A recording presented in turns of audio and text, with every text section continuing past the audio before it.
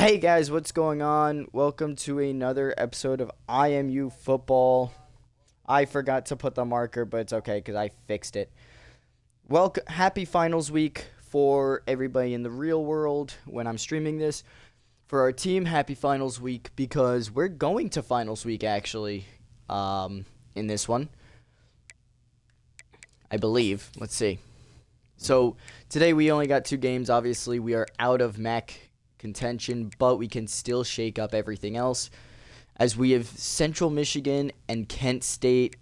Kent State that weekend is the Thanksgiving break, which means this week is the finals week, which we are not playing in, so we will be making it. As you guys know, I will simulate all bye weeks. And with that being said, let's take a look at the depth chart real quick because I know I wanted to make a few moves. I just forgot what they were. Thaddeus Denbo I did put at QB1 after last game. I'm still considering it, so who knows? We could see Thaddeus on the sideline, but I'm still deciding that right now. Depending on who in our usual chat comes in, I might be doing that. To help our run game out, I'm actually moving Savik to the number 1 spot and moving Chino down to the number 2 spot. We're keeping Chang where he is. We did drop Steve Cherry completely off the roster or the depth chart right now. So we're kind of just running with McAfee, Vildor, Lambo. McAfee, Vildor, and Lambo. Nobody else really. Nikitin is still starting, although we need someone other than a blocking tight end on this team. Offensive line is offensive line. We really don't care too much about them, although they do get a lot better throughout the season. We have BJ Levine on the left side starting. Right side we have Brian Below. 87 overall. Yeah, I'd rather at least in his senior year have BJ Levine starting at left end. Wigberg will probably start at left end next year, so. Panfilo, I have as the number 2 guy right here, behind another viewer. Javier Smalls at left outside. I haven't had a problem with Javier Smalls, so he's going to continue there. Dorius Ellis and Rivertide, I wish they had a bit more speed like Nico here, but Nico does not have the tackling that his other guys have, so. Lincoln is our right outside linebacker. We have somehow more recently our star cornerback Alpine Nate at cornerback 1. Going down the list from there, free safety Ermino and Dalton Cheeseman at strong safety. Trevor here lost his spot, and you know what? After thinking about it, I do want to continue to have Lambo in at punt and kick returner. Although, look at how good Cardi Duck is. 91 overall kick returner. We found our kick returner. That's the thing. We just need to put him out there. Yeah, other than that, though, I mean, we just gotta have these guys work at getting a bit better. Of course, he's still talking. Lambo is our slot receiver. Brian Below right there at reserve left end. Reserve right end is Johnny Jones. BJ Levine, I believe, is our reserve tackle, so that's fine. I want Wigberg here, though. You know. Sub linebacker is, of course, Dorius Ellis. Nate with the slot corner, and I will be moving Cornelius back because after considering it for a little bit, I think I would rather have Cornelius in right now because he's supposedly much better. Obviously, he didn't play like it last game, but we're just going to see what happens. So let's go into this one, hoping for the best, expecting the worst. As so many professors just won't stop. Did you?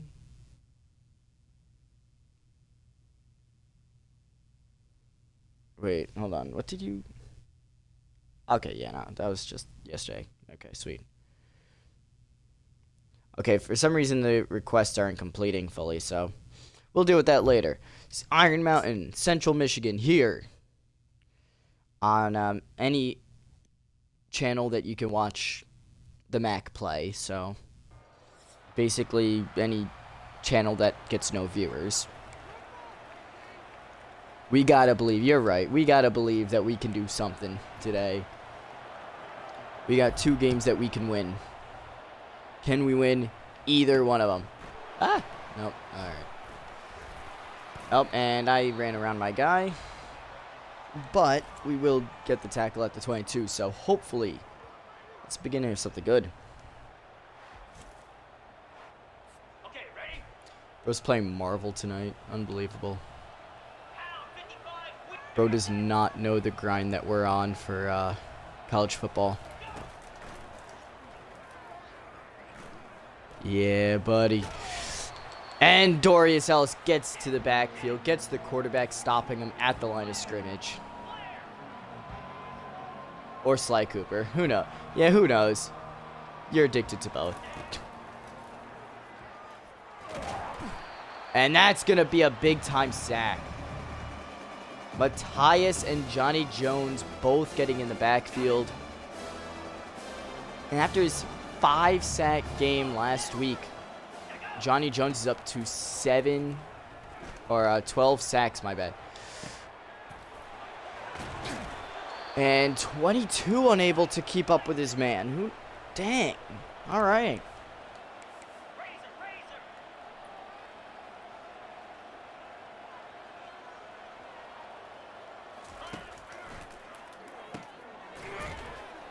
And we get the tackle there. 3-yard pickup. 3-yard pickup on their end, so not entirely against that.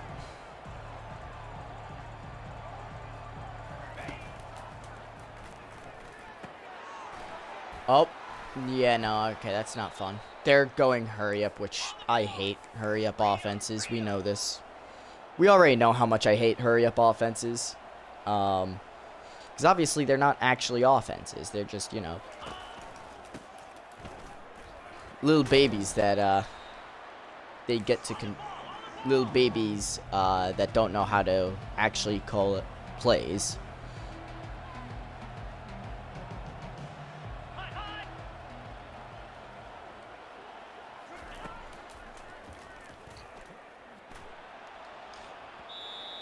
And Alpine gets beat by his man, but the quarterback overthrows him. That brings up 3rd and 4, and they actually have to pick a new one, as I'm covering for the backup safety now. We got him before the 1st down marker. They're going for it.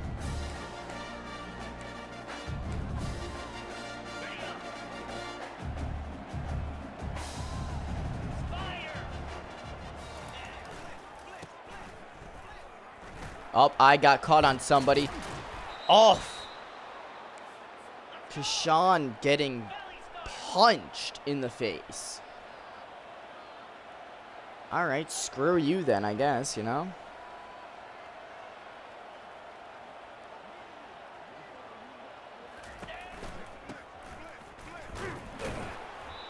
And, alright, we get that tackle at least. Now we're expecting a pass because, you know.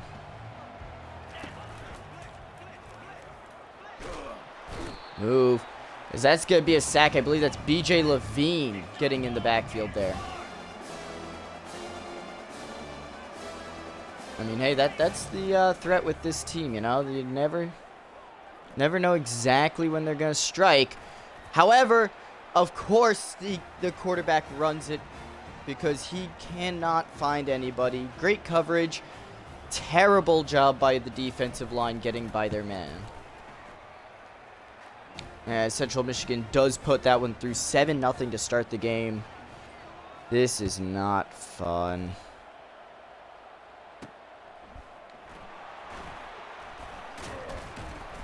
And I was looking away as we only returned to the 14. I hate this so much. All right.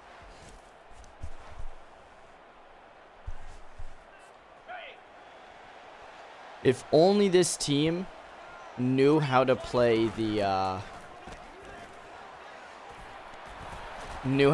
hurry up, then we'd be so much better, as we do pick up 11 on our first run. Onto Sievic with that first carry, so definitely a good look to start, as we pick up another 8 afterwards. All right, just pick up the yards. It's all we need.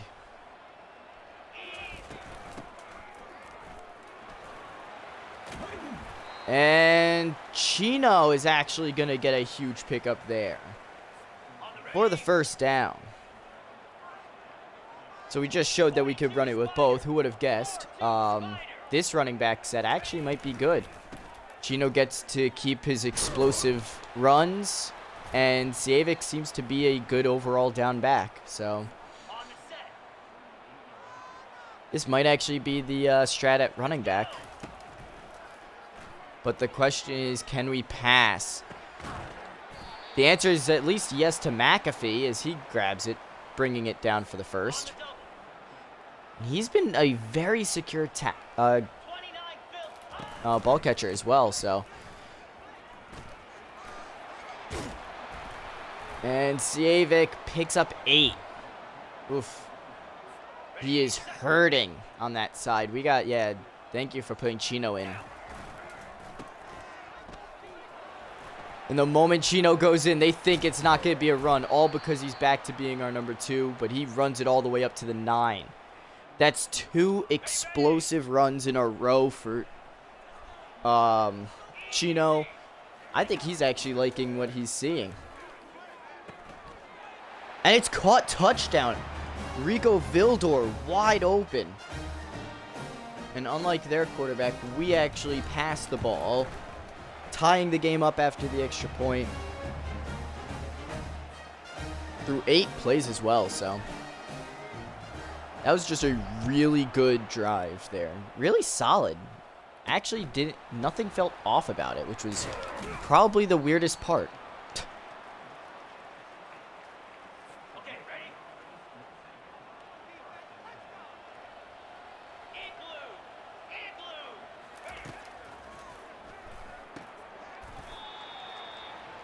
And that's going to be a 2-yard pickup, although they're going into the hurry up now, so.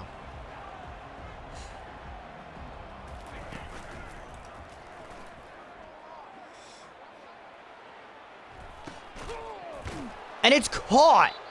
Who is the deep safety there? I have no idea, but we're going to the instant replay because screw you if you think that I'm just going to let that go. Who is the deep man there? Number 10, George Kumaro. Wow, what a grab. What a grab. That's honestly just really good for them.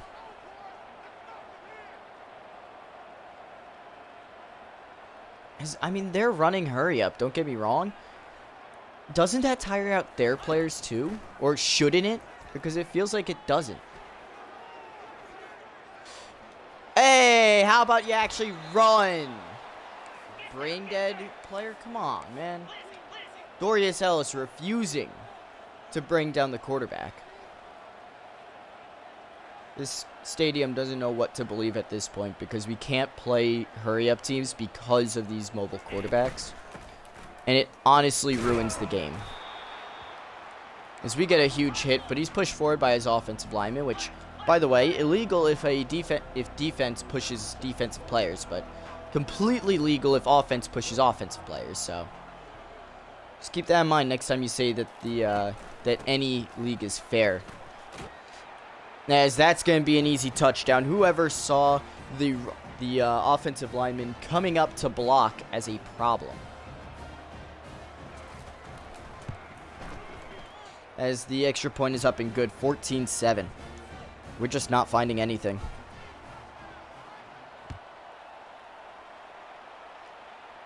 Our defense is supposed to be really good. Not showing it there. As we'll take the ball at the 25, so. 10 less yards than usual. Good blocking there by McAfee, as that's going to pick up 7 I panicked on that one and kind of just threw it, but we'll take it.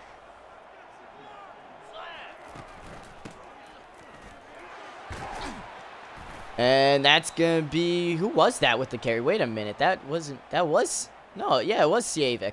Sievic with the pickup there, giving Iron Mountain the first down. 1st and 10 now from the 41.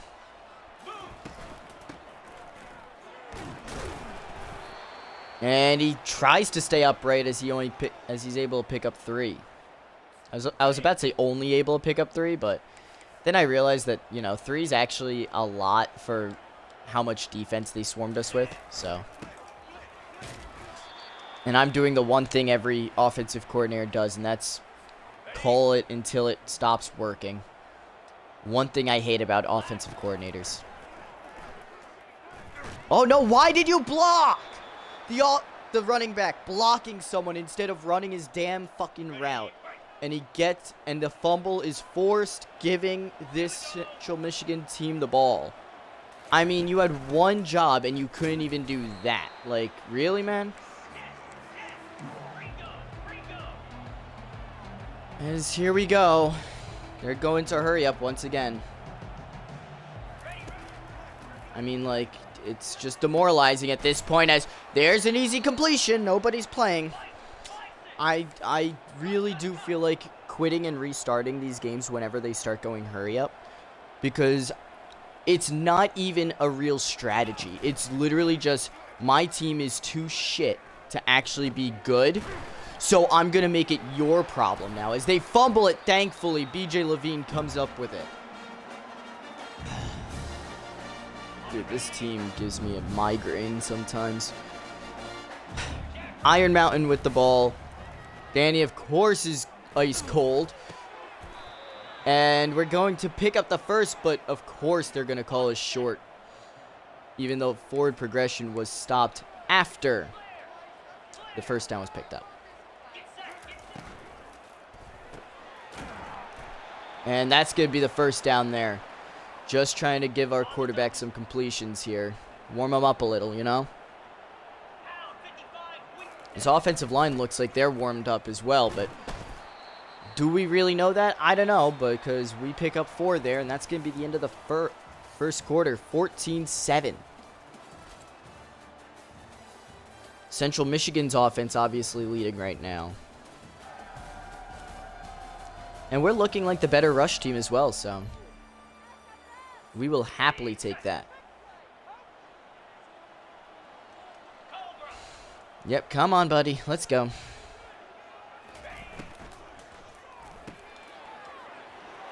As there's the little pass there, Rico Vildor. First down. Now we're going to go hurry up, because why not, you know? And why is he going all the way out there? I have no idea. Because this is going to the halfback. And no, it's not. We're going to just slide with it. First down pickup. Not a fan of that play, so we're going to pick something else.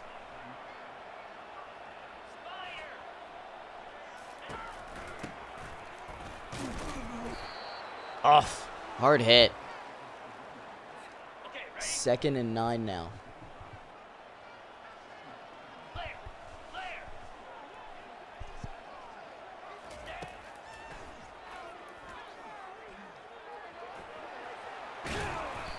And I tried sliding there, but the game wouldn't let me. 6-yard pickup there. Dan Cornelius, obviously a loss of stamina, but apparently our O-line sucks ass, dude. Why? Why are we leaving the hole wide open there? We're going for it. We're going for it. We have no other option. This early in the game, and we have no other option. Sorry, the first 2 drives. Heck, the 3rd drive even showed me that, yeah.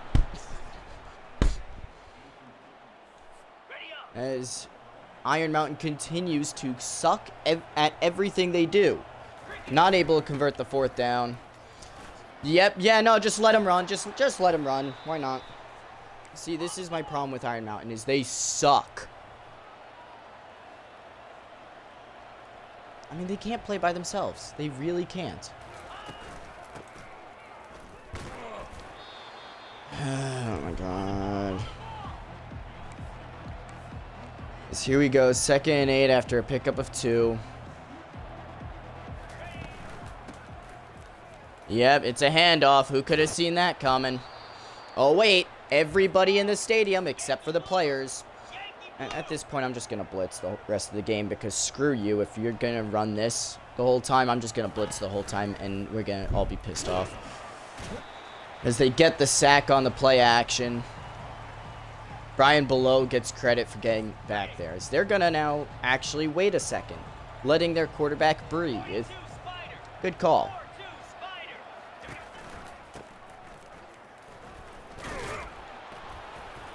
And they pick up 6 on the next run. They're not going hurry up here either, so. This is when we want to actually stop them, right? After we've already pissed me off. As that's going to be a sack by B.J. Levine. Got back there by himself. 4th and 21. I mean, it's pretty much straight down the middle here, so. And we run away from him. Off the uprights. Goes back to Iron Mountain. Defense, huge sack to save the drive there.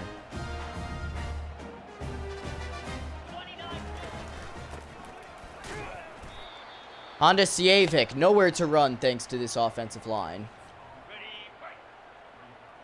As it looks like we're reverting back to how we remembered us playing. And that's with a terrible offensive line, as we're only able to pick up 2 on that one. Still, no blocking being seen from this offensive line. If there's an Amber Alert that goes out in the Iron Mountain area, just know it is because we are missing an offense. So just be looking out for that, will you guys? Thanks. If you guys find one, just bring it to your nearest Iron Mountain University drop-off box. They'll get to it. Apparently faster, not as fast though as these offensive linemen are letting the defensive linemen through though. So we'll get to it eventually though. So doesn't matter.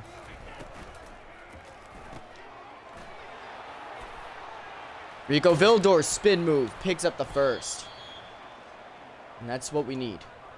That's all we need to do right now is just those little completions. Those, a lot of people are going to call it weak. I call it weak even, but we have no down the field capabilities. Civic takes that one, actually getting some blocks this time from his offensive lineman.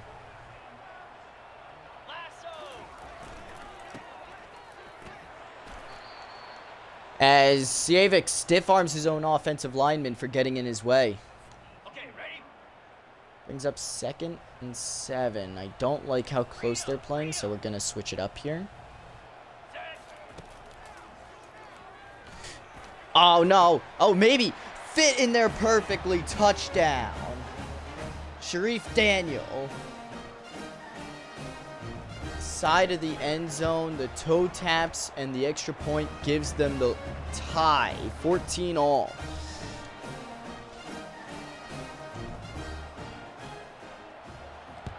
That is not on Central Michigan at all. That was just a really good job by this offense. This offense that seems to forget if they want to show up to the field or not on certain plays. So who knows what they're going to do. Every play is a mystery at this point.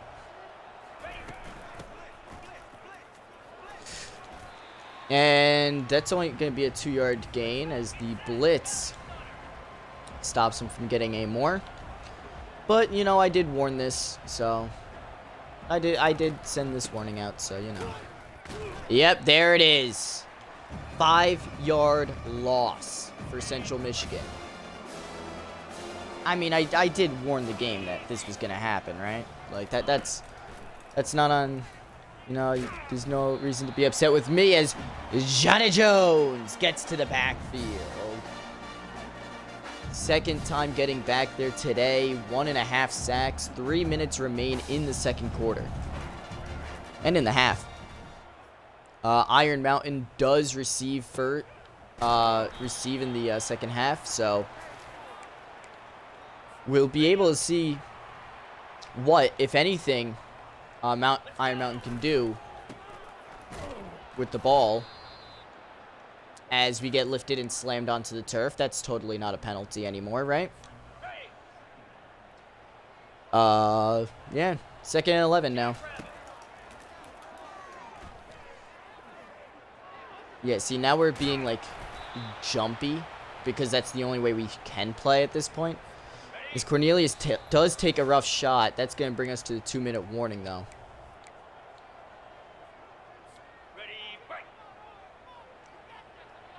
Cornelius is still out there, so it looks like he took a shot, but he's willing to continue. As he gets blocked by his own offensive lineman, but he still gets the ball. But Cornelius gets the ball out to Sievic. Sievic still sees it, and it's a completion. 1st down, too. As Rico Vildor picks up 5 on that hospital ball.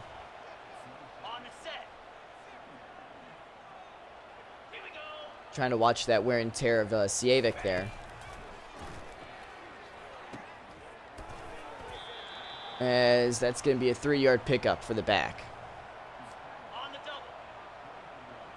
Empty backfield. Here we go. So hopefully they don't blitz. If they do, I'm going to be sad. But they don't. So I'm happy. And they pick up the first. Sievic looking so slow.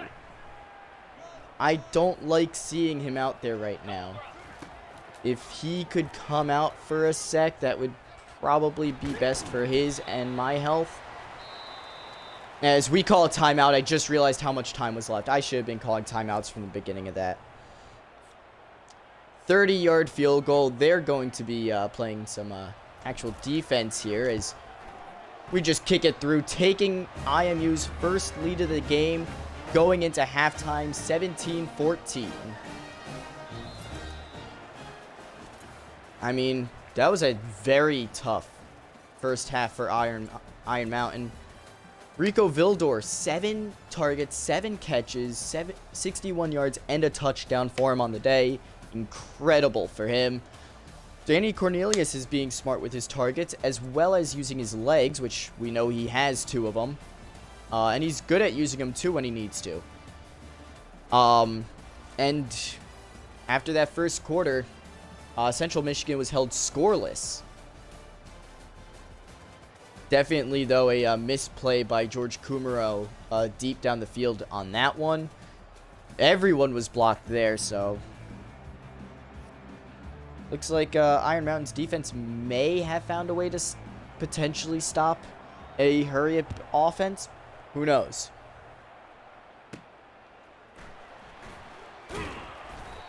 As they're going to return it up to 21. Here comes your Iron Mountain University Miners. Stiff arm there by Honda Sievic. And he is hurting. I wouldn't be surprised if we take him out personally right now, because I do not want him in there for too long. And it's caught. McAfee finds a way to sneak his hands in there. Yeah, we're gonna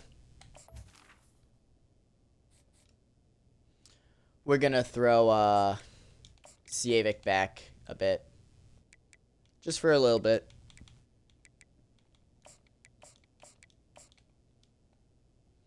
And power back, just put him down there. Yep, perfect. This is just for the rest. This is just for the quarter, as we're gonna see how much Sievic can hopefully recover. As that's gonna be an 8-yard pickup by Grumbling Chino. He has 4 carries on the day, 40 yards to be included in that. So, as they were expecting pass there, but we decided against it. First down run there for Chino, 4-yard pickup. And I think this is the healthiest our running back has been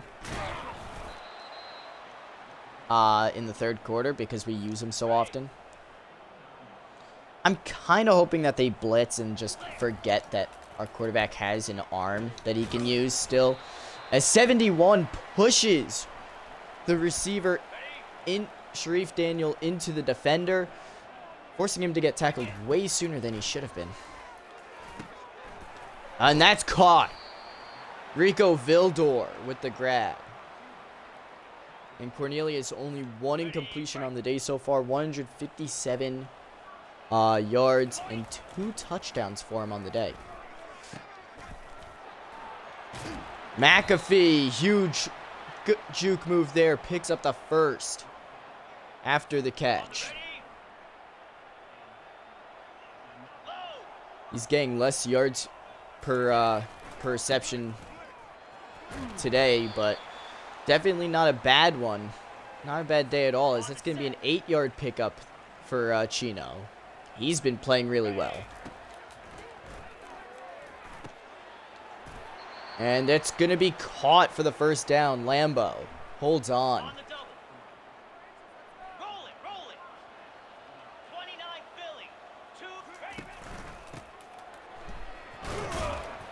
As that's going to be Grumbling Chino still, my bad.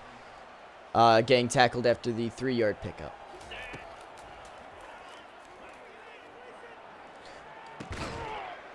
And that's going to be caught. McAfee gets that one. 48 yards, 4 grabs, and a touchdown today, giving IMU the 10-point lead. Here we go. They used up a lot of time in this quarter on that drive alone.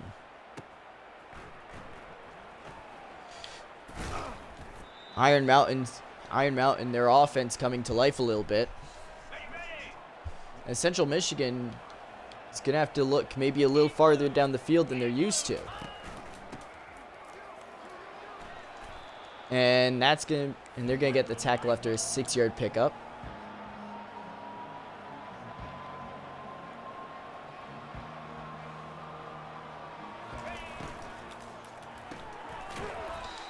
And that's going to be it. And they're going to complete that pass, but it's only going to get back to the line of scrimmage.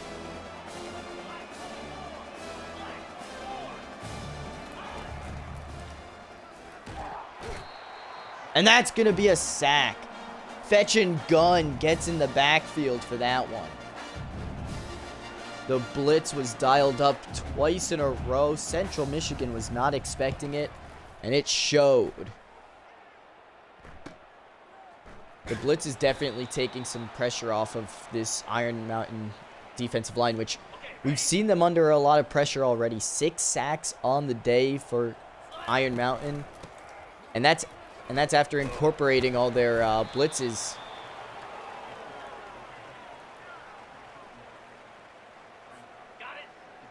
Chino is having an incredible game on the ground. Granted, he was the backup for a bit to start.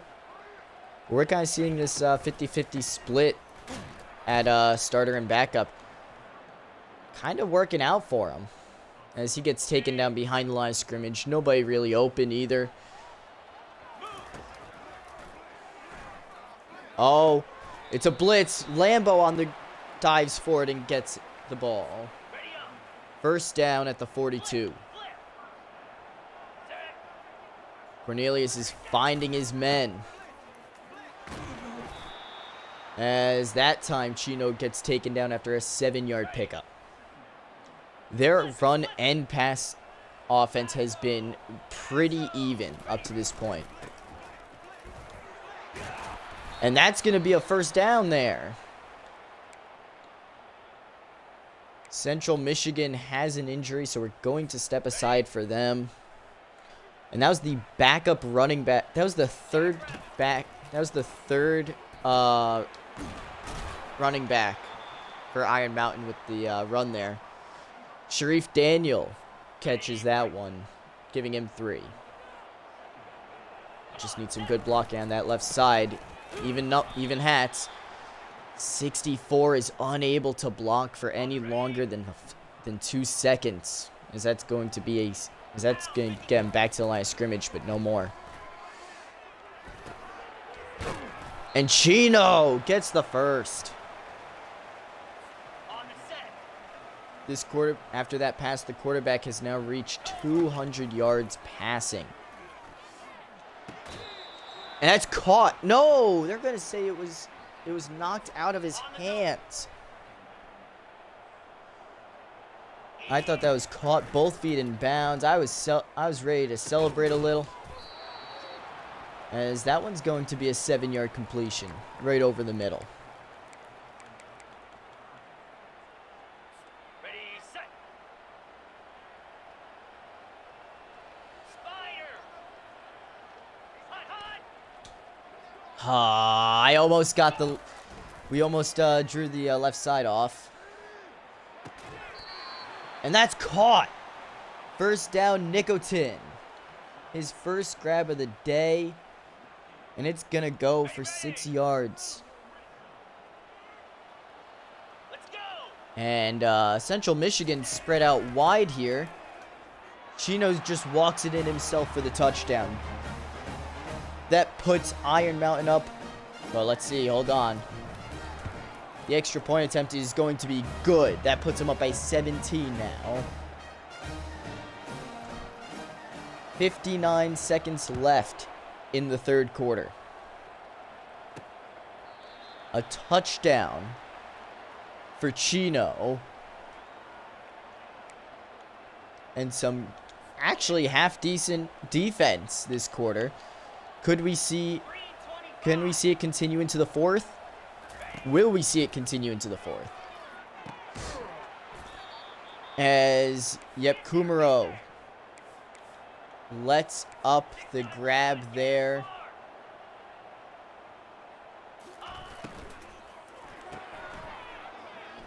And for some reason, Alpine not heading towards his man, as that's going to be a major completion.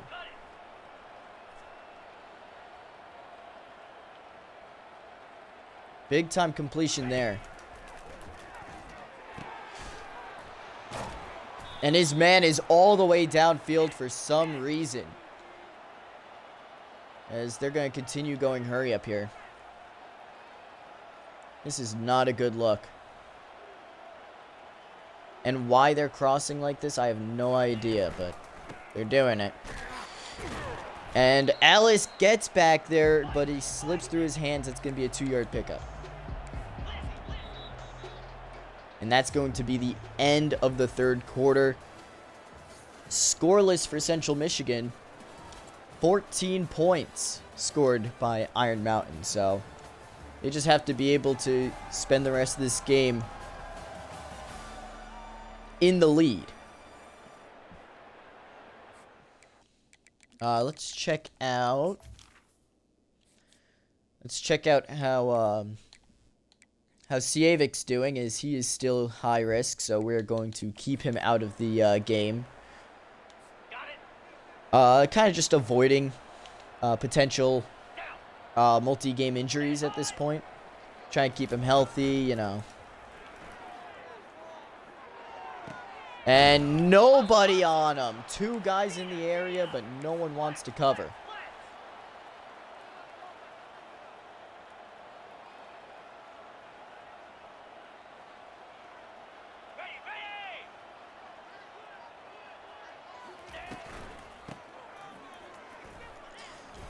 And he shakes the first tackler, but the rest come in.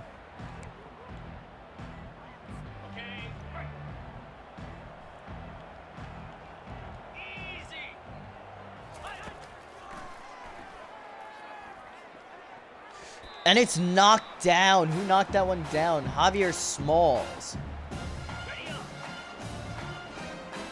Nice job, Javier Smalls.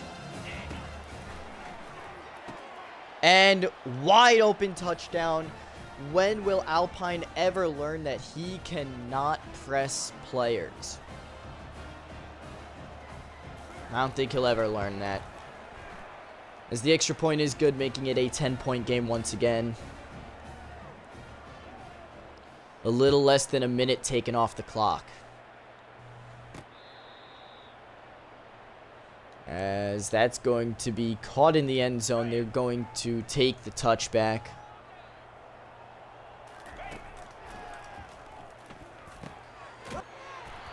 And McAfee with that grab. Give him 15.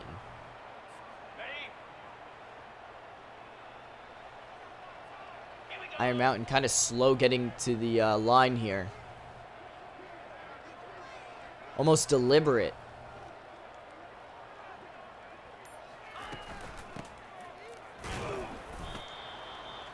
As that's going to be a 1-yard pickup on that one.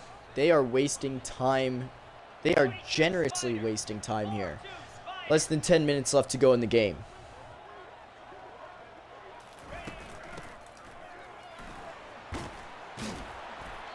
It's almost like this IMU coach knows exactly what he's doing by not putting his team into a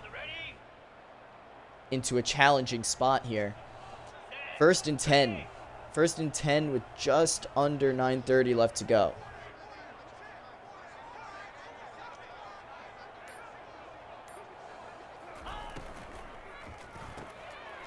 And it's caught. Rico Vildor gets 8 on that one. His 10th grab on the day. 90 yards and a touchdown.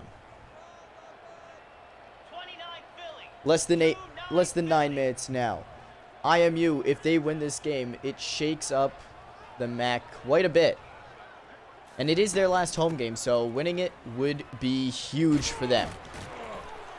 And no blocking from the wide receivers. A little too much trust there. As that makes it 3rd and 1. 8 minutes left.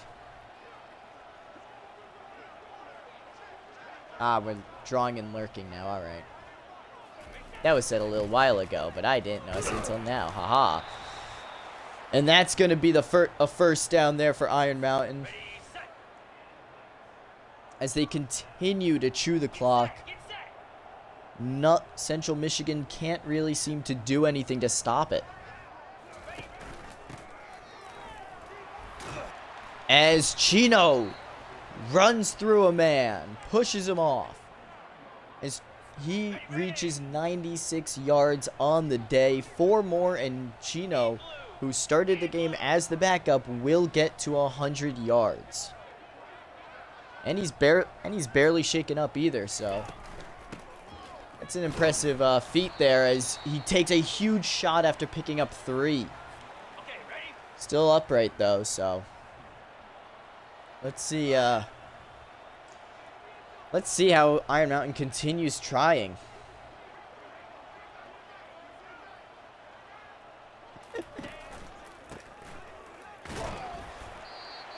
As that's going to be 4, putting Chino above 100 yards rushing today. He started as the halfback 2, and he slowly just moved into that halfback 1 spot due to wear and tear on Honda Civic. And it might not be the most fun football, but football nonetheless. It is a 10-point game here. There's going to be about 5 minutes left to go after IMU snaps the ball here.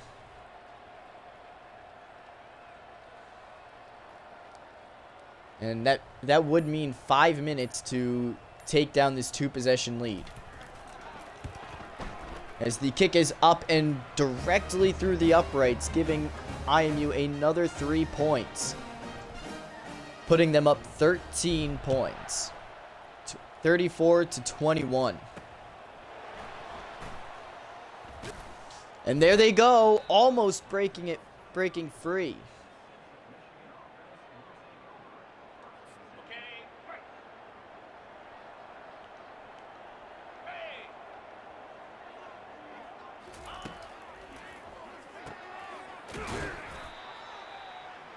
That's going to be a 7-yard pickup there. Yep. Kind of knew that this was going to happen.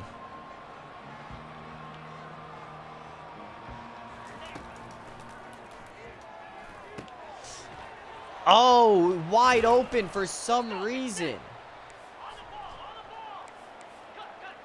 And I guess we could double guys with this? Or no, we can't. Why the heck were we doubling somebody earlier? I have no idea.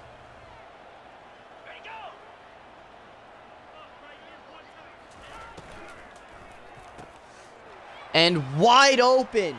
Nobody's going to cover him. His man is way off the mark, as that's going to make it a one-possession game now.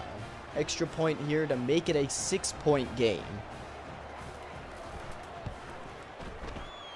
And that's going to be good. Iron Mountain's defense nowhere to be found. 3 plays for a touchdown.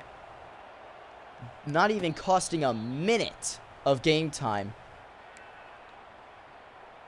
The question is now, does Iron Mountain go all out and start passing it deep and start using their playbook, or do they continue playing it safe? If it looks like they continue to play it safe, but the wide receiver screen gets him much more than expected. First down there, Cornelius to Daniel Sharif, or Sharif Daniel, my bad. As here they go again, not trying to use up as much time as possible. 2-yard pickup there for Grumbling Chino. That's not what I called.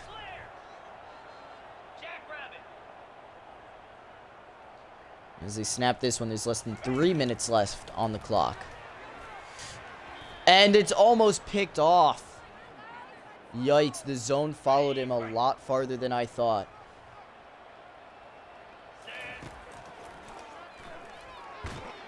Oh, no, the right guard not blocking at all, forgetting exactly what blocking is. As they kind of punt this away pretty quickly. As they're going to call the fair catch on that. 2:25 left. I mean, that's what happens when you don't block, I guess.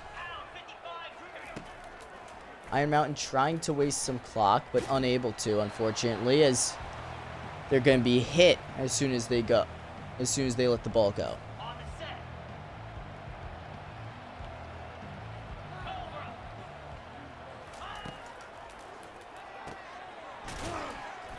And surrounded by 3 defenders, that's going to be a 7-yard pickup.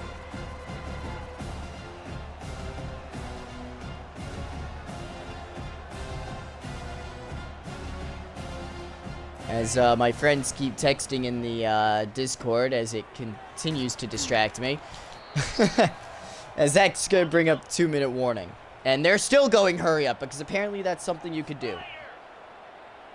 Come on, Central Michigan. Take the 2-minute warning. Wide open number 88. Can somebody please take that guy's ACL? As Central Michigan does call a timeout. They're moving the ball now. Unbelievable.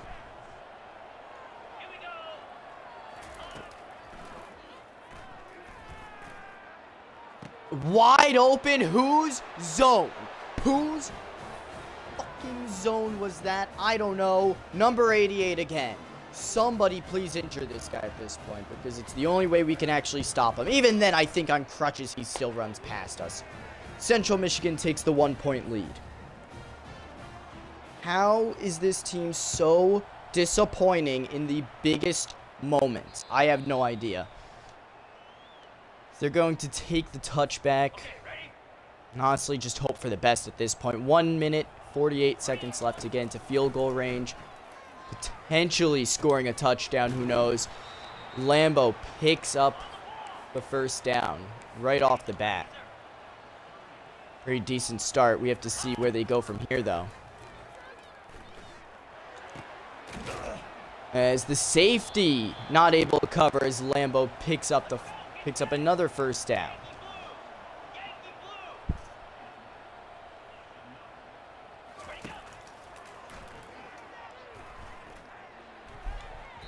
And that's going to be a perfect block by the defender, because, of course, why not? Second and 10 now, 1:26 remaining. Rico Vildor, first down, as Central Michigan calls their second timeout, I believe.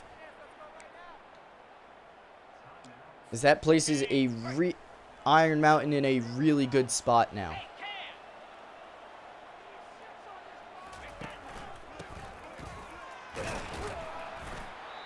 As that's going to be a 2-yard gain. Final timeout taken by Central Michigan. We got to get closer. I am not comfortable kicking it from back here.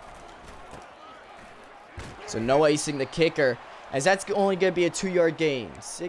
64 not knowing anything about blocking, as he just kind of runs around in a circle.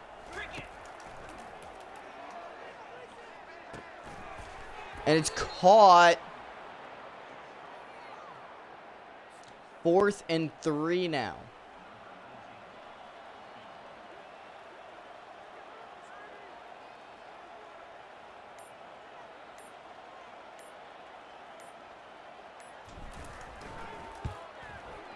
The kick is up. It's across. It's good. Iron Mountain takes a 2-point lead. 3 seconds to go. We're going to kick the little squib there. Less blockers. So hopefully that means, yep, less of a return, as that's going to do it. Iron Mountain scoring in all 4 quarters for the first time. Feeling like the first time in a while. As they bring home the win. Danny Cornelius leading the team. 91%, almost 92% completion percentage. 3 touchdowns and 300 yards. This was a very rare game from Danny, and we needed all of it to win. Luckily, we also had the kicker on deck, ready to take on anything. Now, what are you guys sending in the Discord?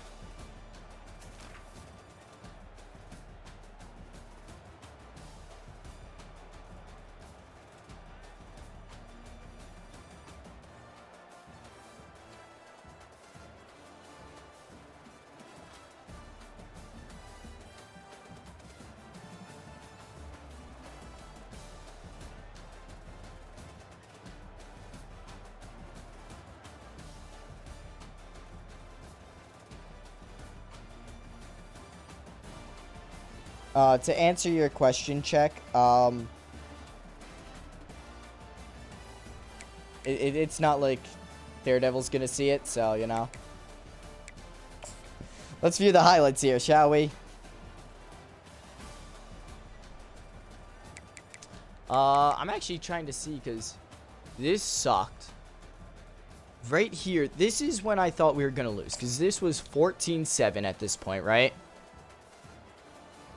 And we fumble the ball right away. They scoop it up. Easy. Easy, we lose, right? Heck, the very next play is not helpful at all, as they pick up 23. See, I felt that this time. Finally, on this one, little pass here. Stiff hit. He drops it. We pick it up, thankfully. Let's see here.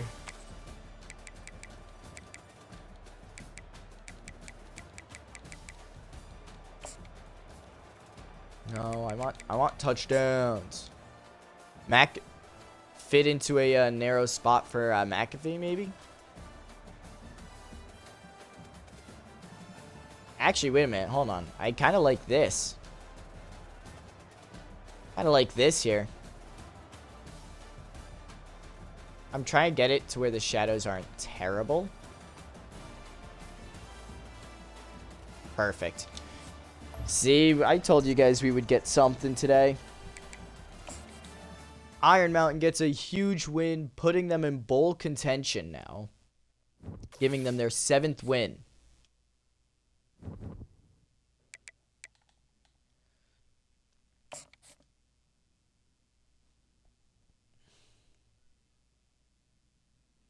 Did I miss anything? Something tells me I didn't. But it's not gonna load because it hates me. Perfect. Championship contender. Soared up to a B after that win.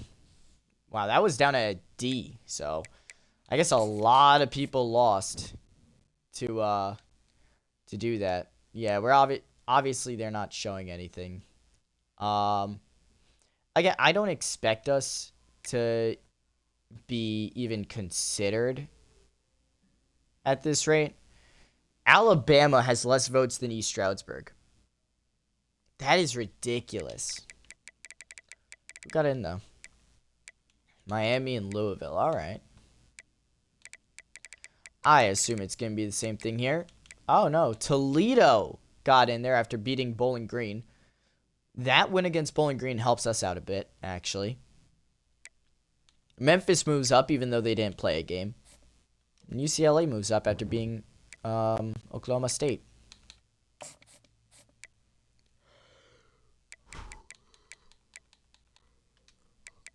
Don't know why I keep looking there. I know it's pretty much lost cause, or it should be lost cause. Toledo and Ball State are right ahead of us. If Ball State loses, do we... Now I'm thinking, can we actually get into the MAC if Ball State loses here? Who's Ball State play? That's the better question.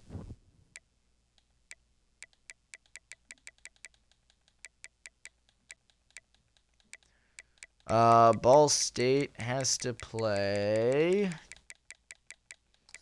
If I don't see it... There they are. They have to play Northern Illinois. That's it? They have to play the 0-7 NIU Huskies. Guys, we're not making it. That being said, Iron Mountain versus Kent State. Here we go. Our defense is much better. Their offense, though, looks incredible on paper. Let's see who actually plays well, you know?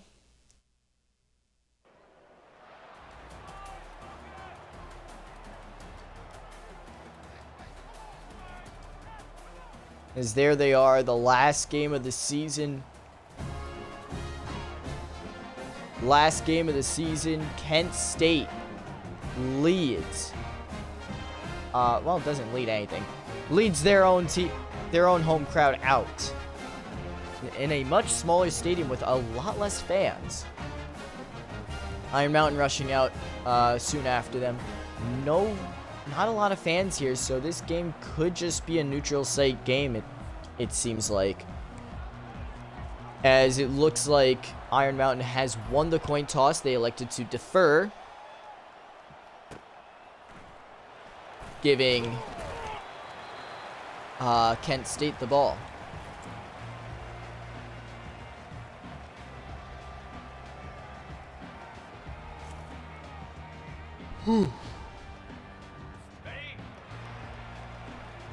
And we kind of just have to go into a basic defense just to see what they play.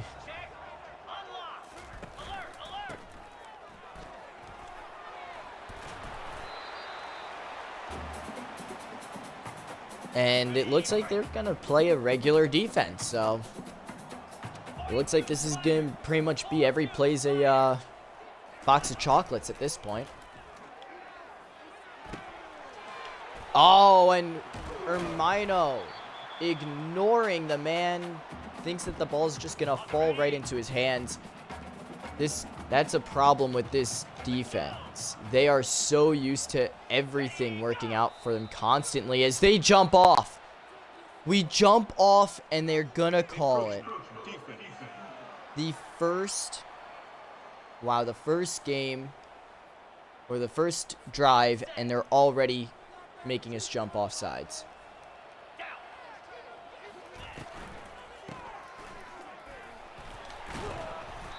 And that's going to be a first down run there. They have only run the ball, it feels like, with their senior running back. At least it makes sense. He's a senior, so he might as well be good, you know?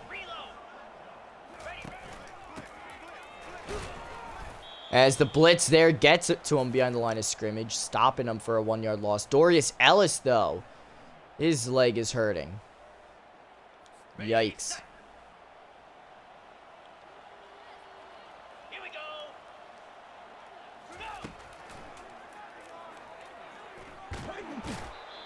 And that's a big-time sack. Matthias Franco gets to him deep into the backfield. 3.5 sacks on the year so far for him as he picks up one there.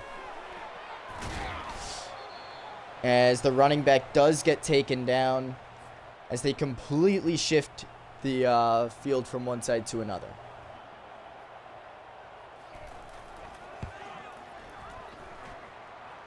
And the field goal will be good. Kent State takes a 3-0 lead on their first drive.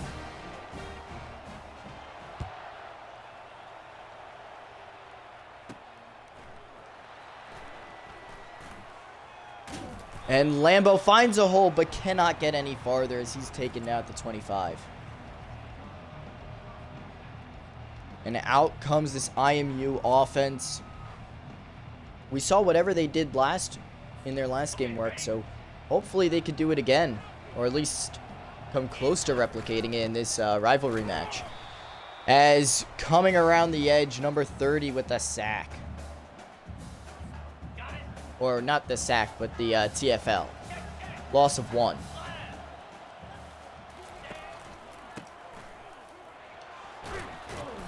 As Sievik gets an 8-yard pickup on the very next play.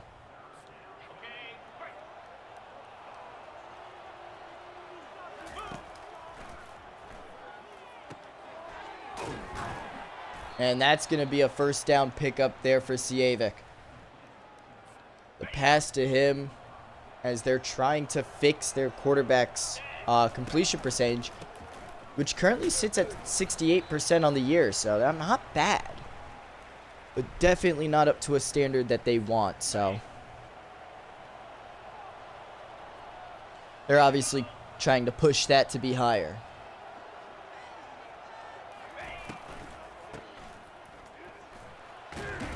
And Sievik with the run picks up 7. Huge run there. 3rd and 1 now.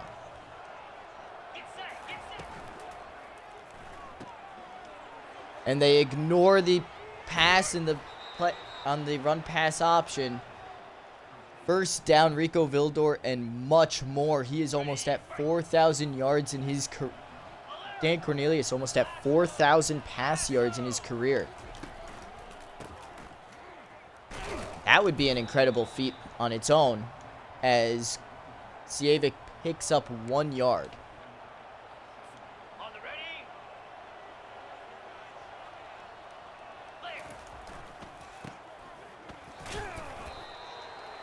And that time he picks up a good chunk, giving him 5.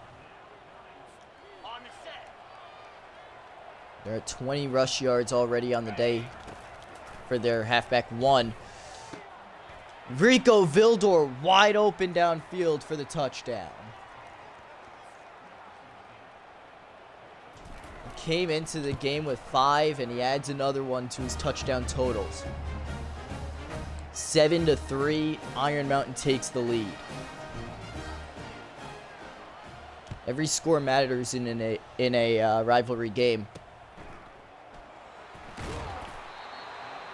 As what a hit by Fetch and Gunn. Comparing the sophomore and freshman quarterbacks right now, though obviously their guy has a better short accuracy as well as a better awareness of the game, but Danny Cornelius is a much stronger quarterback. We're kind of hoping to see that out of him today, as we did see it when he threw it to Rico Vildor perfectly for the touchdown. And that's a big time sack there. I believe that's BJ Levine getting to the backfield. It looks like another player also got a tap in on the quarterback, so he'll be given some credit as well. So congratulations to both defensive players. And that's going to become sack number 3. It looks like it happened again. This time, Johnny Jones being the guy to bring down the quarterback. That's 2 sacks in a row, backing Kent State up majorly.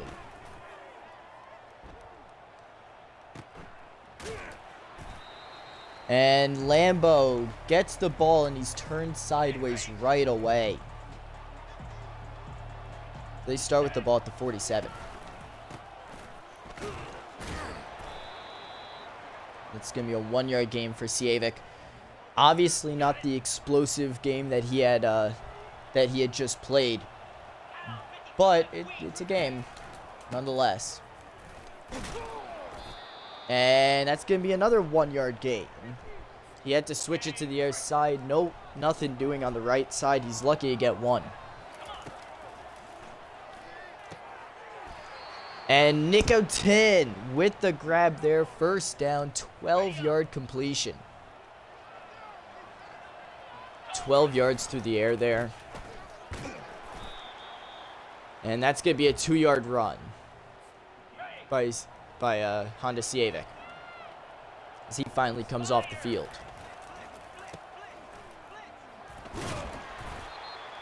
And that's going to be a 2-yard run for Grumbling Chino.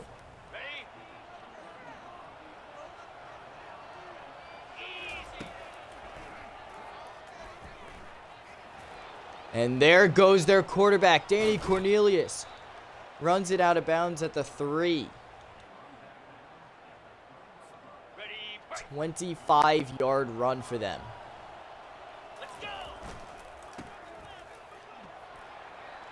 And Honda Civic diving over everybody for the touchdown.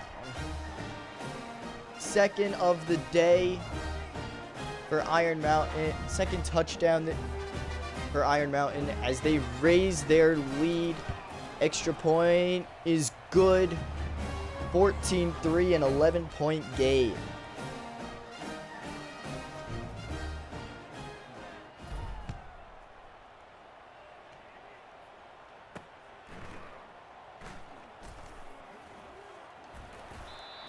As the kick returner gets through all the green grass ahead of him, but no dice as he is caught from behind.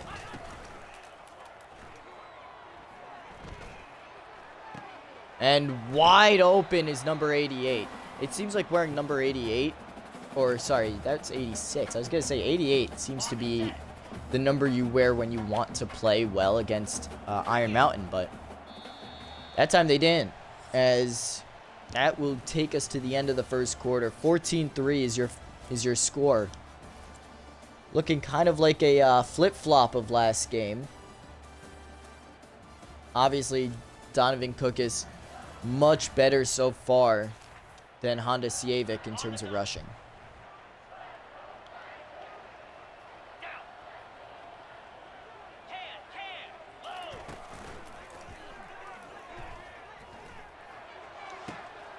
And it's intercepted.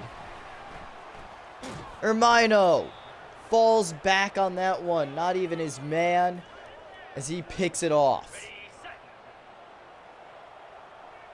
They blitzed the quarterback that time. He decided to throw it deep, and he gets punished for it. And Civic runs it for 6 yards on the first carry of the second quarter.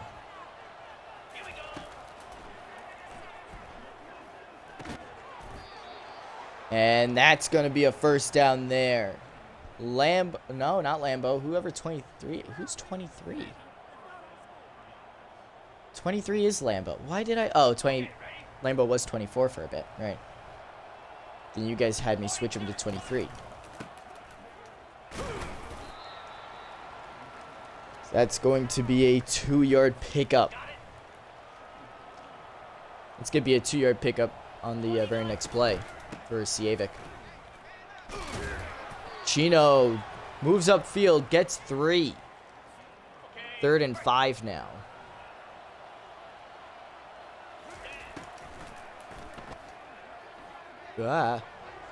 Dan Cornelius escapes the pocket, runs to the outside. There he goes. Stepping out of bounds at the 30, picking up another 25 yards in the process.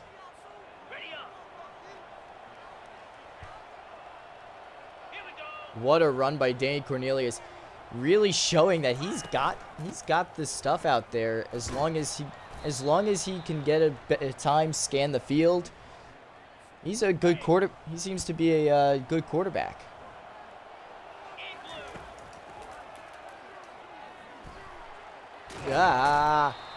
Cornelius escapes once again, this time not as successful, making it 3rd and 1.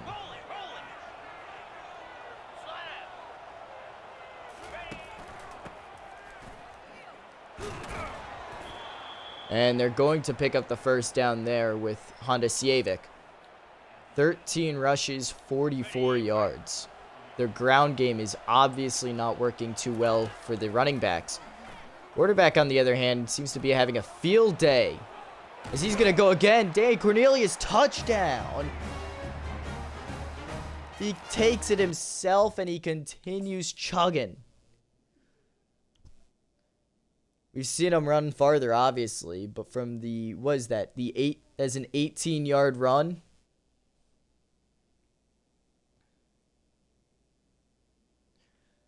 Oh, we're going to have competition now, because look at this. Cornelius creating his own thumbnails. As the extra point will be good, making it 21-3. 8 minutes left in the second quarter. Kent State was driving in their first drive of this quarter, but they ended up throwing the pick instead, so. Now we get to see what Iron Mountain can do on defense. Hopefully to help preserve this lead.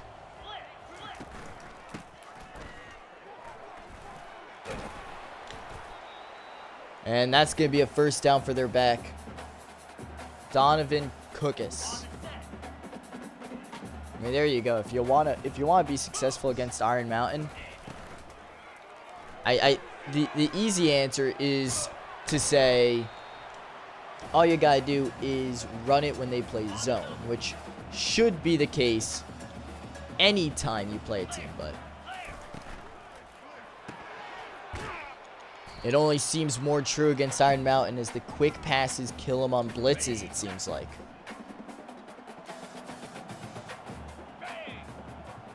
As they're going RPO a lot this drive. As Ellis delivers a huge shot to the running back.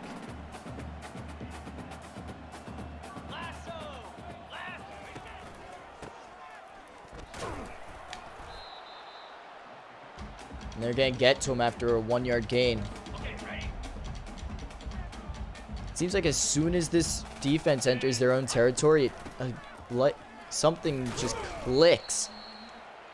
And they tend to get on top of things pretty quickly, as now we're at 3rd and 1.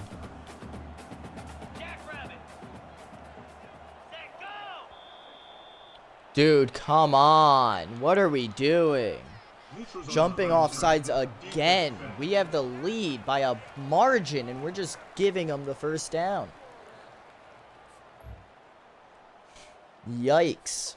1st and 10 now from the 27. Will Iron Mountain ever learn their lesson and not jump off sides for once? Who knows? As they get to the receiver, getting him down just as he reaches the line of scrimmage. 2nd and 10. Although it seems like they gained a yard for some reason, so.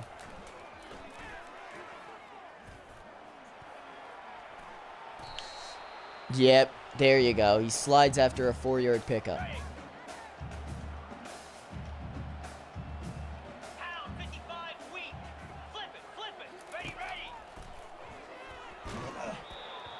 As that's going to be a hard hit. That's going to bring up 4th and 6 now. Field goal unit is out on their way. And it's going to be good. 21-6 now. Makes it a 15-point game. So down to 2 possession. It's a 2-possession game. Still very possible.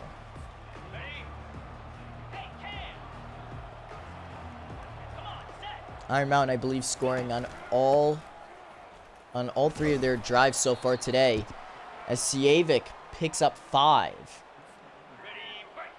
I said I believe. I could be wrong.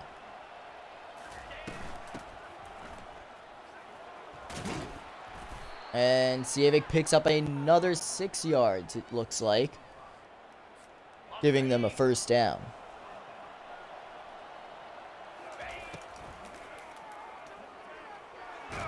Ah, no. The left tackle not blocking properly, or at least not blocking long enough. Collapses in, forces his quarterback back.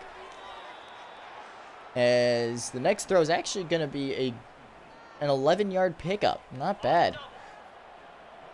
Dan Cornelius is being smart with his passes, as that puts him in 3rd and 10 now. And it's caught. No, it's not. It bobbles in every direction except for into the back's hands. Because who's ever heard of catching a football? And that's going to bring up the 2-minute warning. Iron Mountain leads it 21-6. Their offense stumbling there, tripping over themselves there.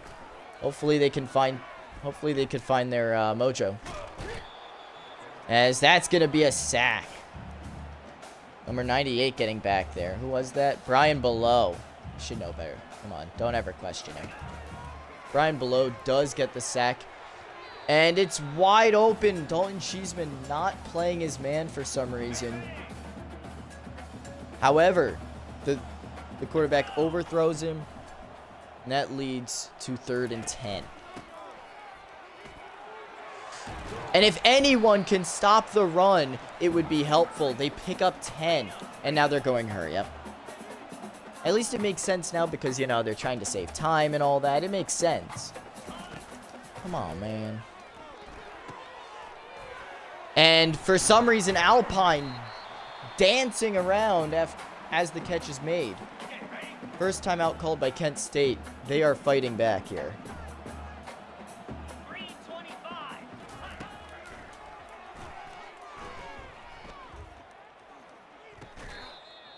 And they're going to catch it, but going backwards.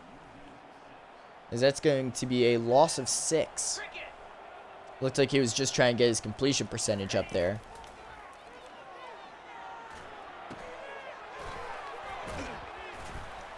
And they keep him in bounds. Timeout called Iron Mountain.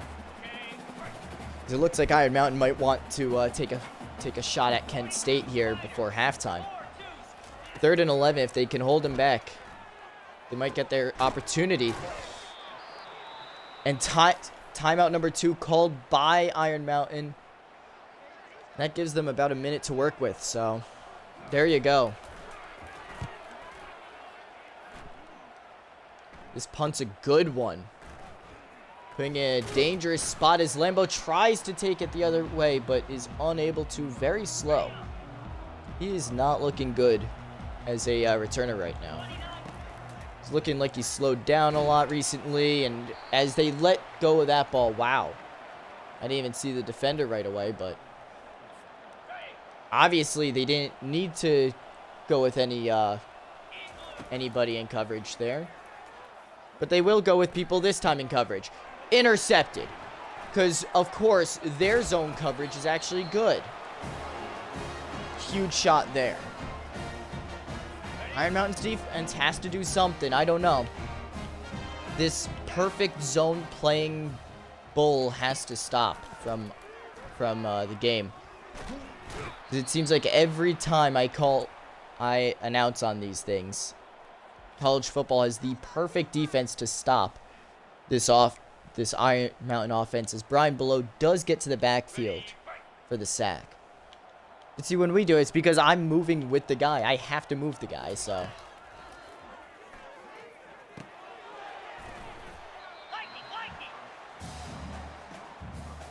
On the ready.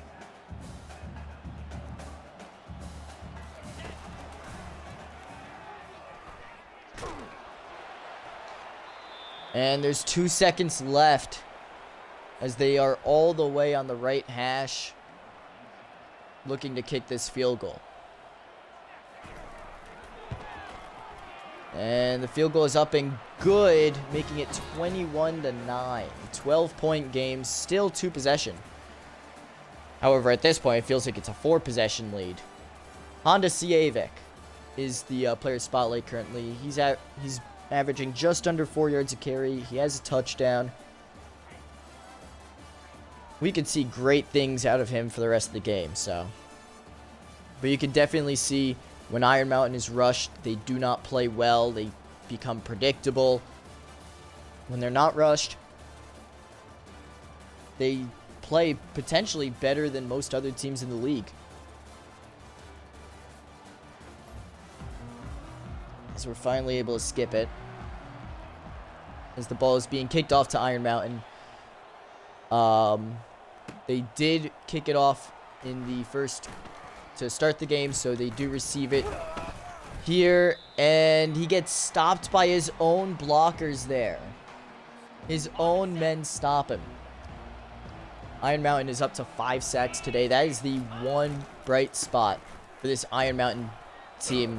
Constantly week in and out, is their number of sacks per game. It's incredible.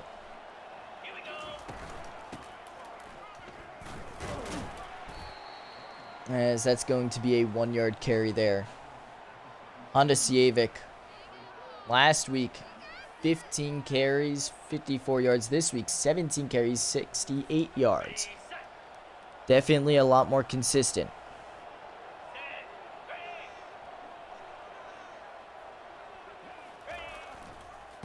Chino is in there right now. I just realized I was trying to see the wear and tear of our back, but there he is. All right. Yeah, actually, he's in a very good spot, too. And it's a perfect throw in between defenders. Perfect throw. I mean, there you go. You want to see those.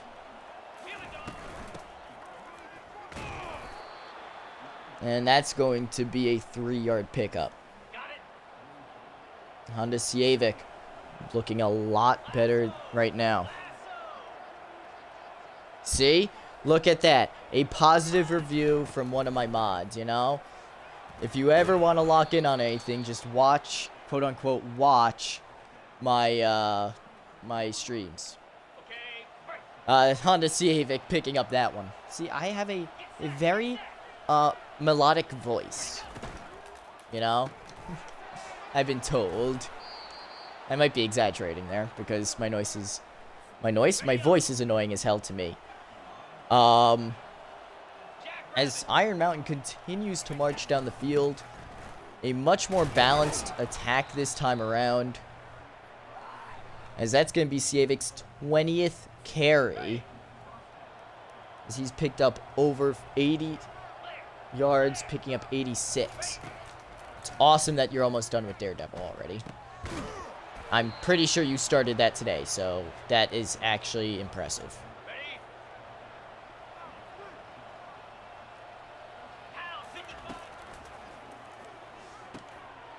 And it's caught. McAfee. Touchdown.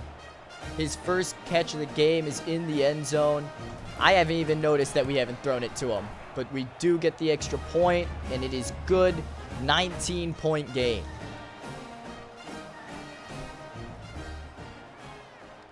That one makes it a 3-possession game now.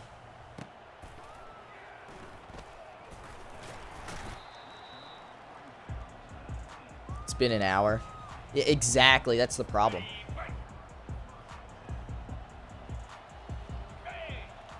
This looks like it might actually be one of those shorter streams if we continue playing like this. Solid game, not a lot of stoppages, you know, like, things are actually looking pretty good. And I like the pacing of the series, so. Definitely no burnout.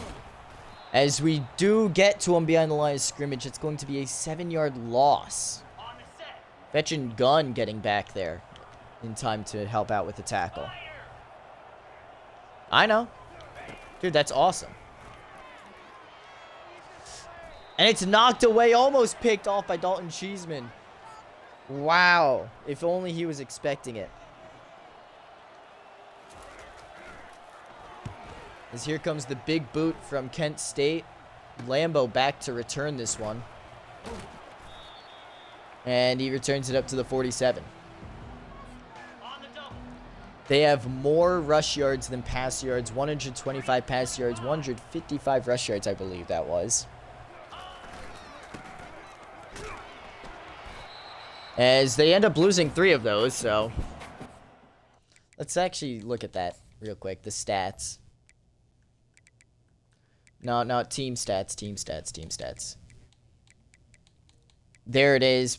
Pass yards 125, rush yards 152. I mean, we gotta put the ball in the air a little more here, but we haven't needed to. We've been playing some pretty solid, pretty safe football. As that's going to be a 9-yard pickup. Ready, ready. Cricket. 3rd and 1 now. Everybody going after the running back. Nobody watching Rico Vildor. Touchdown. Iron Mountain pours on to their lead. 5th catch of the day for Rico Vildor. 107 yards and 2 touchdowns. I'm telling you, this playbook really capitalizes on the 2nd and 3rd wide receivers a lot more than the 1st. But the 1st is definitely helpful when they can hold on to the ball as well as McAfee can. And I just overran him completely. I don't know why. Okay, ready?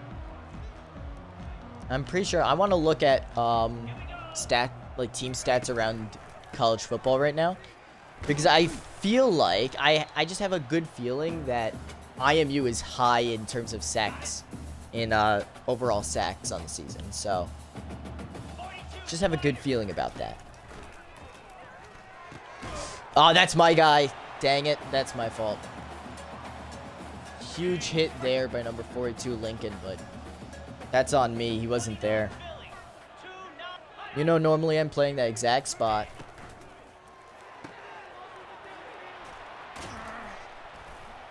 As Fate tries bringing him down from behind, it takes a 2nd player. I mean, these guys are just too strong.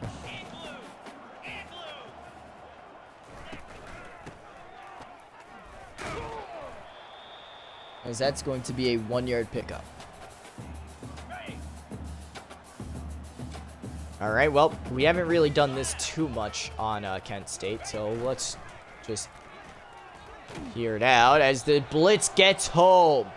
Alpine connecting with the 6th sack of the day for Iron Mountain University. As we slowed down in the sack numbers a lot. As Kashawn with the pick. One of the higher ranked freshmen last year.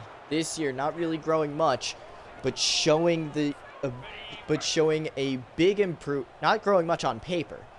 In practice, though, that is a huge interception. One last year, we've seen him actually drop. So that is a great job by him. Obviously, getting better as he learns the game. You'll love to see it. As Rico Vildor gets up there, 3rd and inches. He's up to 117 yards receiving.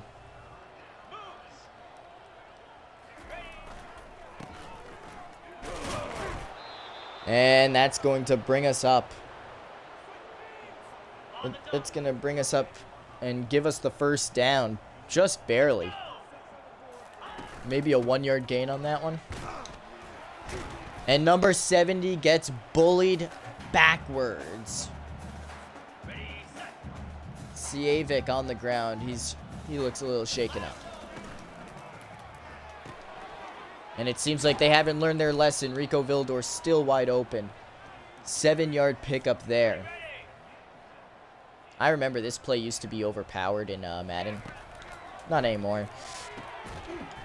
And for some reason, Nicotin just backpedaling the whole route. As the punt is away.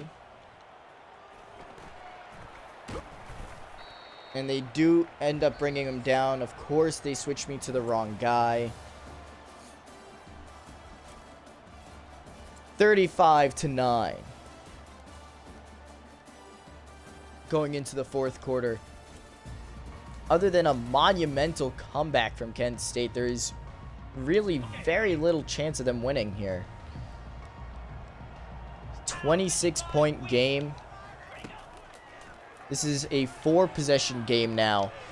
As looks like fate takes a page out of Alpine Nate's playbook, getting beat when he's supposed to be playing a deep zone, as that gives Kent State a huge break. 16-35, 19-point game. Iron Mountain just has to play smart football, and that's it.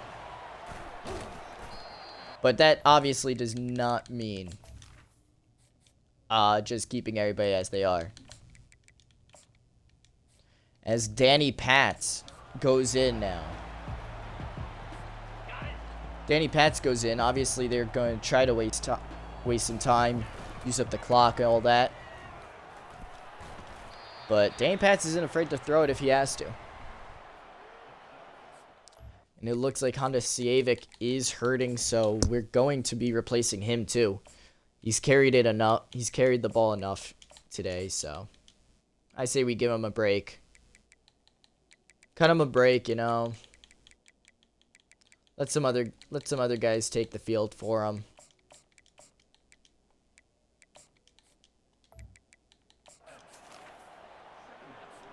As here they go. 2nd and 3 now. Danny Pats in. Chino in. As that's going to be a 1-yard pickup. So, not what I called. Why do you never listen to what I call, game? And we're just going to take the hit because why is it not the play I called? If it was the play I called, it would have been a success, by the way. So, and Iron Mountain wanting to clobber Kent State's punt returner. Instead, he calls for the fair catch. And once again, another player's beat deep. What is Iron Mountain doing? Deep zones apparently means to press against your man. Why are we pressing? Why everybody who's in a deep zone, back the heck up, dude.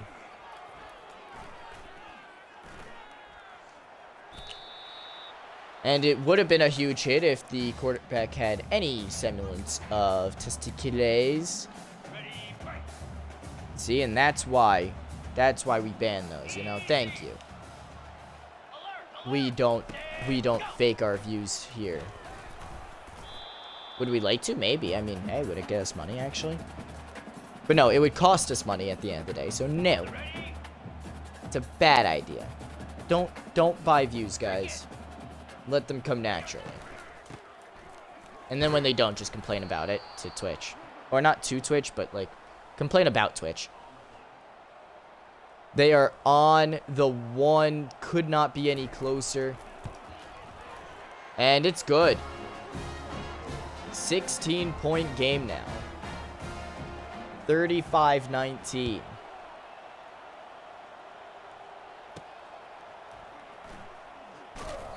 Oh, the one time we blocked the outside. Gosh darn it. I'm going to check that out in a sec.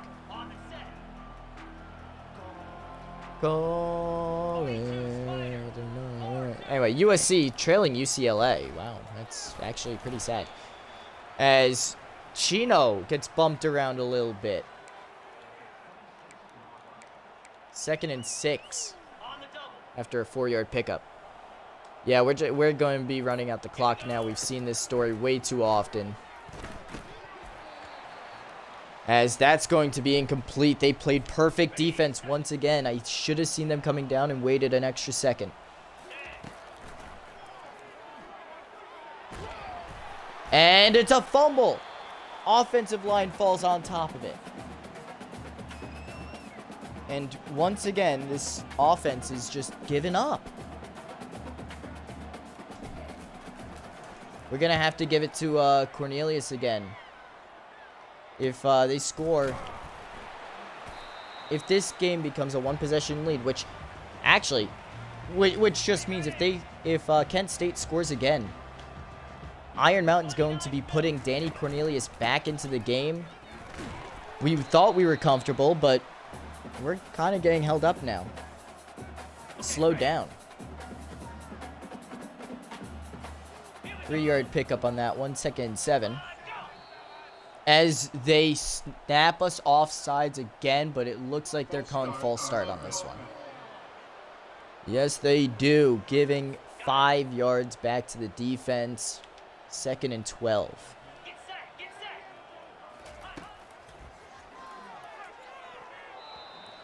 And that's going to be incomplete. 3rd and 12 now.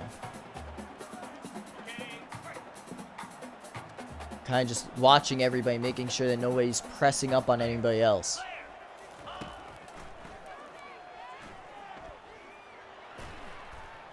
And he gets away from one, but cannot get away from Brian Below, getting his 3rd sack of the day. That makes 7 on the game for Iron Mountain as a team. Oh, almost jumping off there. And it's picked. Dalton Cheeseman with the interception. That's going to help seal it. Hopefully it does seal it, as Danny Pat's ice cold. And it looks like the blocking is following suit. 4-yard pickup. That has been his longest run of the day, has been 4 yards. And it has been constant. 4 yard after 4 yards. And that's going to be a 3-yard pickup there. Ready, break. This Iron Mountain defense, 7 sacks on the day as a team. Incredible. If you're Iron Mountain. If you're Kent State, less so.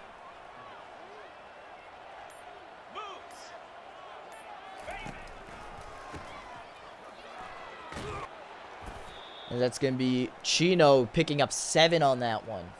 On the set. Here we go. Kent State obviously winning in the pass game. In the run game, though, Iron Mountain owns the ground, and seems like also the scoreboard. 3rd and 2 now.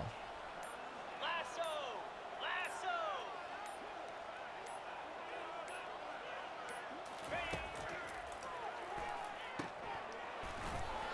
Ah, no. 4th and inches. Well. Oh, wow. Did not know that. Ready, set. Jackrabbit. 4th and inches. It looks like Iron Mountain's going to go for it here. Best case scenario, we get them off sides, but I don't think that's going to happen. Oh, and they move first, but no, free. Free apparently twitches somewhere in there. That's going to stop the clock at 2:02. Probably should have waited for the 2-minute warning and then tried it. And the kick is off.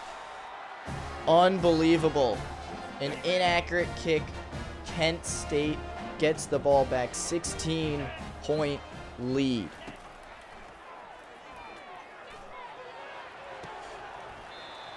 As he's going to go out of bounds, stopping the clock. 2 minutes left. If they can score with 1:30 left, Kent State has a good chance, and of course make the 2-point conversion. They have a good chance of tying this one up. But the trick is going to be scoring before that 1:30. I don't know. I think there's like a statistic for that. Like, if you score within like 2:30 and you give the other team back the ball, and it's like a 1-possession game after that, you have a higher chance of winning. Like it's like at one. It's at that time too, which is annoying. 1:27 left on the clock. Game seemingly is over, but with how shaky this defense is playing right now, I was about to say, with how shaky this defense has been playing, it looks like we might see a close game, but Matthias Franco getting the sack.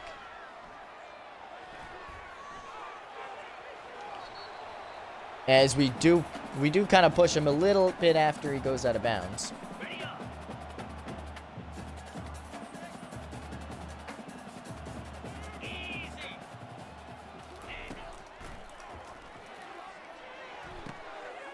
And he's wide open.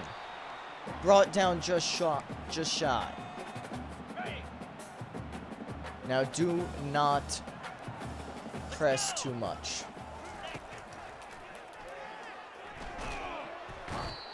And instead of blitzing everybody, one man stays back, making sure nobody gets through in the middle. As they're just going to spike it now. 50 seconds remain. 1 timeout left. 9 sacks for Iron Mountain's defense. They have been playing really well.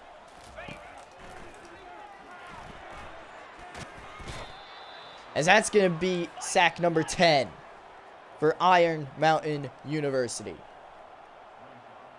In a rivalry game nonetheless, it's 4th and goal. They have to go for it. And it's picked. Kneel down, fetch and gun with the interception. As that will do it here in this one. Iron Mountain winning their second game in the episode, 35-19. Almost a comeback for Kent State, but thankfully this team is able to hold on. Danny Cornelius, 192 yards, 77% completion percentage, 4 touchdowns on the game. Incredible. Did a bunch of his touchdowns come from his teammates running it themselves? Yeah. But that's exactly what this playbook calls for. You just need a decent quarterback, and you need a few guys in the right spots.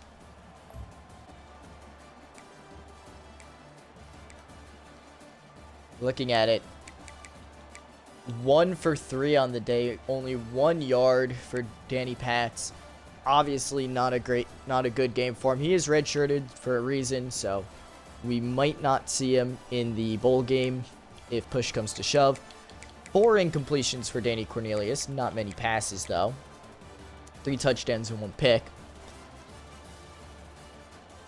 Siavik with a rush touchdown. Danny Cornelius with a rush touchdown. Rico Vildor. I mean, he was the main target today. 7 receptions, 124 yards. And of course, I do want to take a peek at that defense real quick for Iron Mountain. Brian Below, most tackles and most sacks. 4 sacks. Matthias Franco, 2 sacks. Adavio with 1.5. Alpine with 1. BJ Levine with 1. And Jana Jones getting half a sack. 4 interceptions for this defense. Dalton Cheeseman with 1. Hermino with another. Kishan with another. And Fetch and Gun. I mean, you want to talk about... if you want to talk about pure domination, that was this Iron Mountain University defense.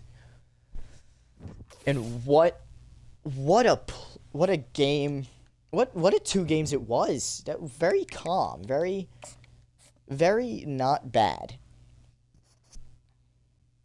Very nice game to have coming into finals week for all of the college students out there who watch this. Brian Below gets MAC Defensive Player of the Week and National Defensive Player of the Week, obviously. And, oh, yeah, I guess we got Architect, which doesn't matter to us because we don't have any points. And it looks like Bowling Green won, which sucks for us. Ball State won as well, so it didn't matter. So we ended up dropping one because Bowling Green won, which honestly sucks, but oh well.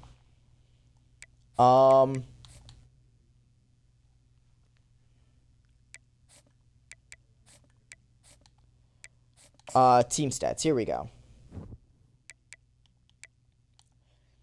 In terms of team stats, the most offensive yards this season. Well, we actually have to simulate one more week because teams play this week still. Oh no, this is Army Navy week, right?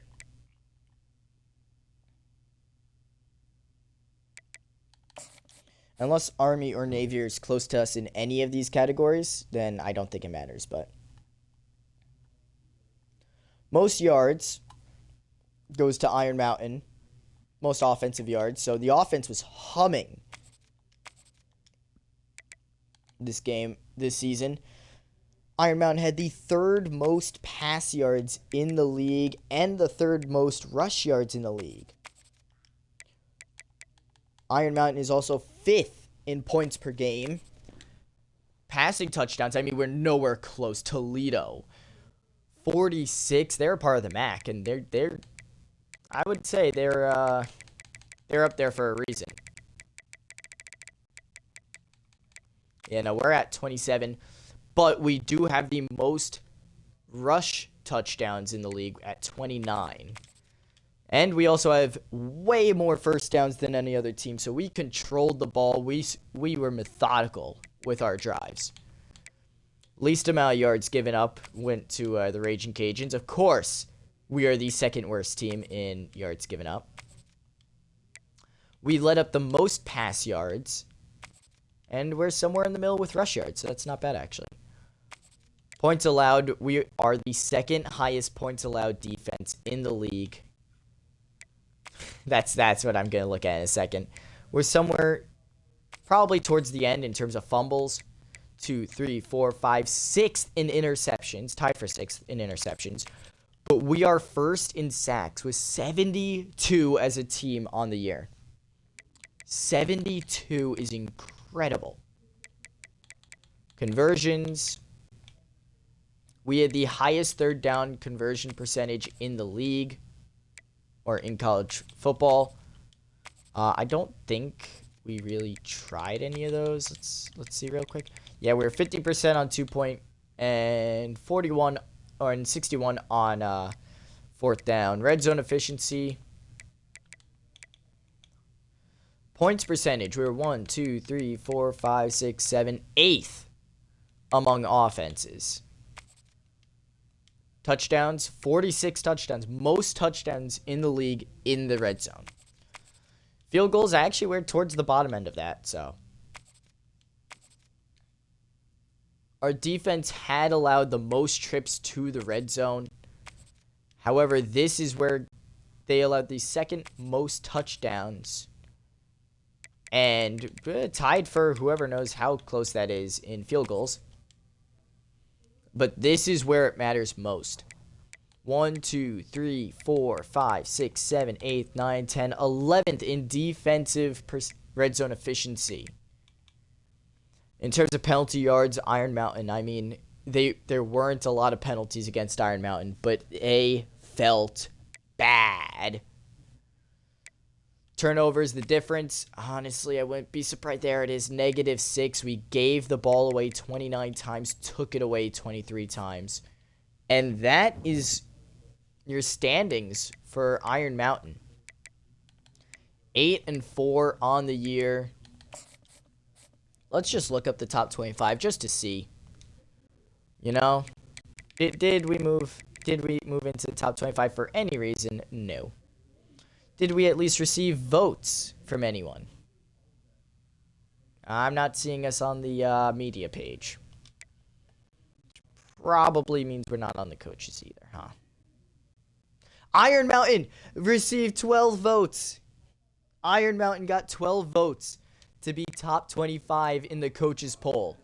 Now I'm looking even harder. because I might have missed it. We didn't receive any votes from the media. So the media hates us. Coaches love us. Or at least they don't hate us. I mean, that is incredible right there. I think it was showing the stats and everything. But after this week, we should get conference championships going. So let's get that going here. As we kind of just wait for this to all go away. Thank you. We can fire staff if we want to. I could see us firing our defensive coordinator. But do I want to? That's the question. I don't know. I don't know. Hold on. Can I look at... I can't. Red shirts, roster, auto subs. Records. No. Anything in here? Alright. Yeah, I mean, this is our second 8-win season in a row now. However, this one comes with the caveat of we still have a bowl game left to play. So, who knows? We could be a 9-win team. Getting ever so close to those double digits.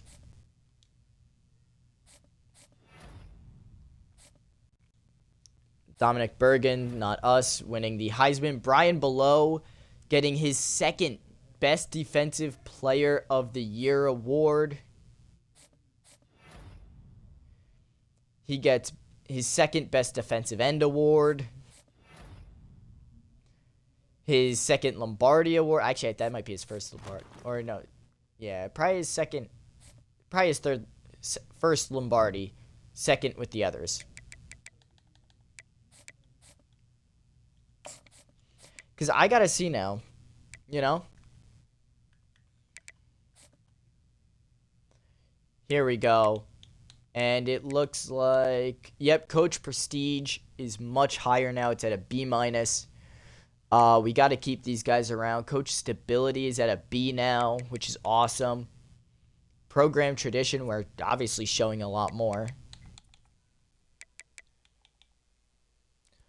We appeared in 3, lost one of those. Stadium Atmosphere is actually getting better as we continue to win at home, which is nice. Campus Lifestyle, I mean, that's static. Static Academic Prestige.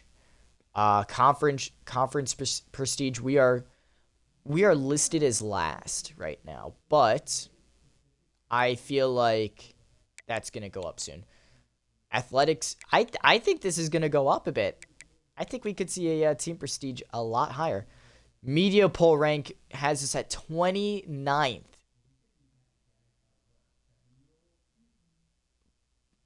Blue chip ratio is the ratio of 4- and 5-star players to the total number of players on the roster.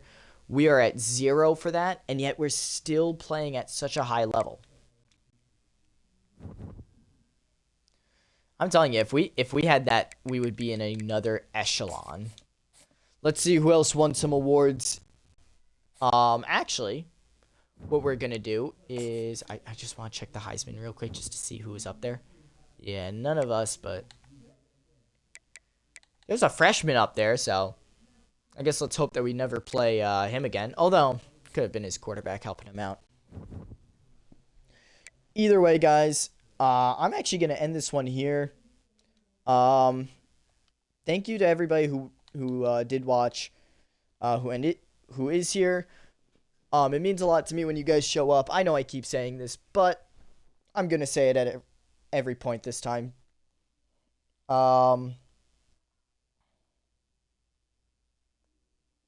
What did I miss?